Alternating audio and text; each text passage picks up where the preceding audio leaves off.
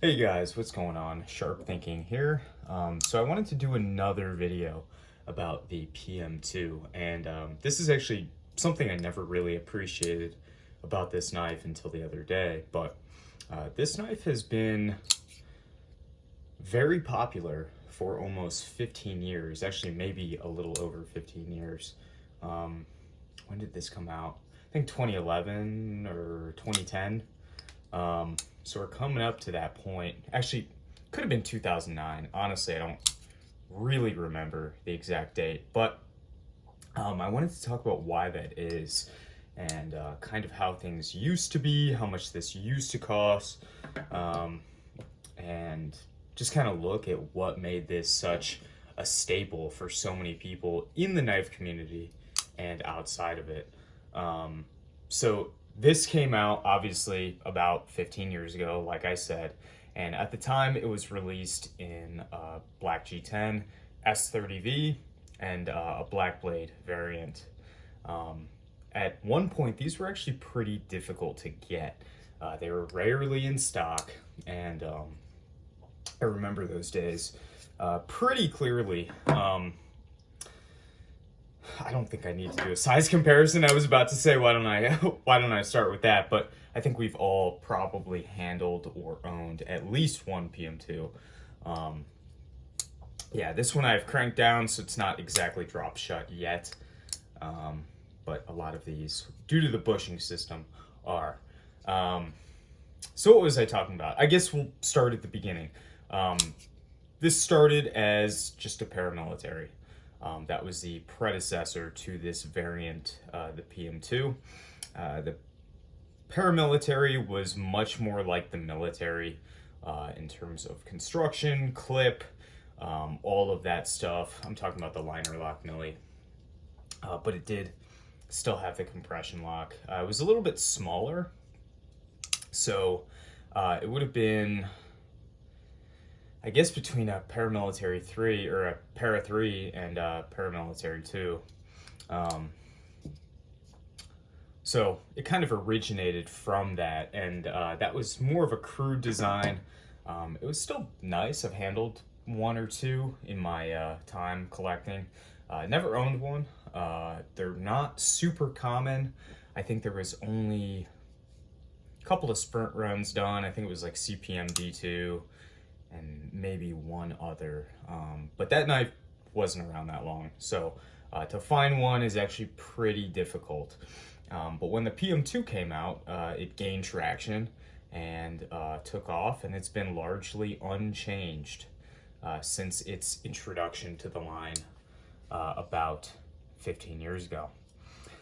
So when I kind of look at the knife, I think it's pretty clear why that is. It's got a very good size blade. It's a 3.4 size. Jesus, what am I talking about? 3.4 inch blade, according to Spyderco, 3.44. I'm not going to count that. So 3.4, between 3.4 and 3.5, whatever. It's got a distal taper and comes down to pretty thin thickness behind the edge. Not anything super crazy, but for the time, especially, you know, with ZTs, Strider, all those knives, Hinder are kind of dominating. Knives weren't as thin back then. Nowadays, things are changing and different, and knives have much better performance, and it's common to see things ground thinner than this. But back then, this would have been one of the thinner knives. And the distal taper is a very useful shape that they give to the blade, and that is when it tapers down, so it gets thinner as it goes down, as well as to the tip. So that's how you get that nice, am I even in frame? There we go. Nice taper all the way up to the tip. So yeah, full flat grind, obviously you can see that. But what actually made this so popular was its size being actually pretty substantial, but also you could choke up on it, and it has about a 3-inch cutting edge. So when you're up here, it's kind of more Delica-like. And when you're back here, it's sort of more along the lines of a milli or a larger knife. So it fills the role of both. And also one thing that they've done almost to death at this point is they use this as a material test bed. So I'm sure many of you are familiar with the Mule Team, and that is really Spyderco's designated test bed model, and that is what they use to implement new steels. And one of the things about that is you can't really, it doesn't come with handle scales, so it's really just a steel test bed. So the Mule Team is always the first knife released in a new steel that they want to trial or test out to see if they can go full production with it. And oftentimes they are looking for feedback on that from people that use the Mule Team. So with this, it is basically the folding version of the Mule Team. I mean, there have been probably 30, 40 sprint runs of this since it came out. Different handle materials, carbon fiber. People do titanium. I don't think titanium has ever been factory from Spyderco. They've done copper from the factory.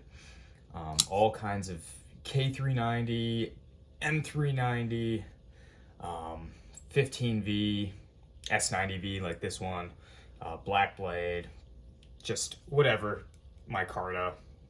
So it's been a knife that people can repeatedly buy, which keeps it popular, keeps it selling, keeps it off the shelves. Now, I've noticed that this is sort of becoming like the Benchmade Griptilian. A lot of times, if you are in gun stores, people have this, and they don't even know what it is. It's actually kind of crazy. They'll say, "Oh yeah, you know, I have this Spider knife," and they don't know what it's called. They don't know the model, but you see this so often. And that's because it's pretty available in, you know, Bass Pro stores like that in its traditional variations. Now, sprint runs, I haven't met a lot of people that don't know what they're carrying when they have a sprint run. That's obviously a different story, but it happens, I'm sure.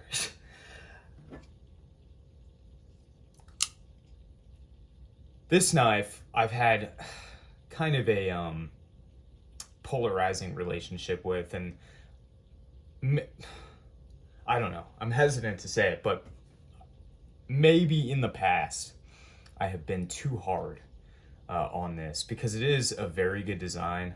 In my opinion, the ergonomics are good when you look at the point of sale ergonomic kind of factor, which, let me find another knife that is like that.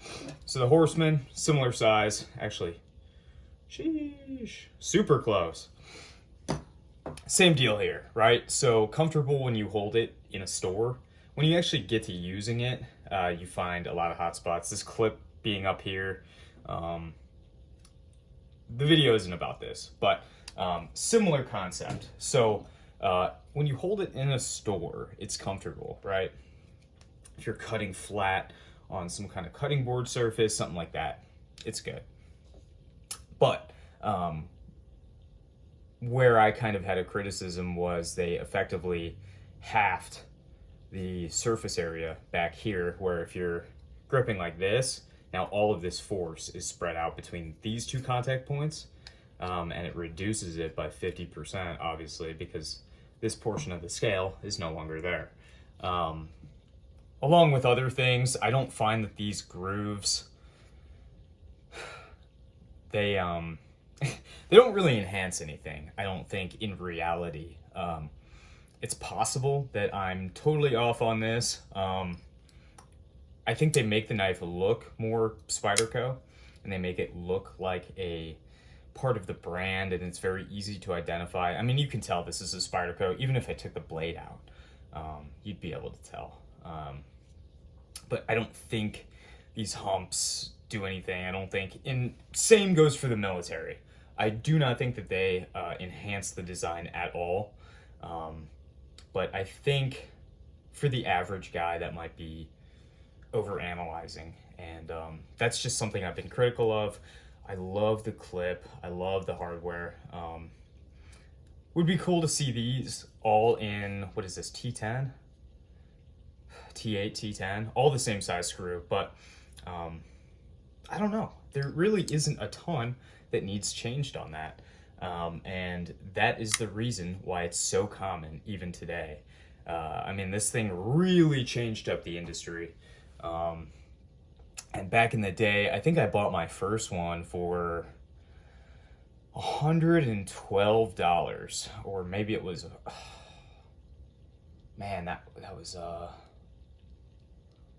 must have been 2012 or something like that.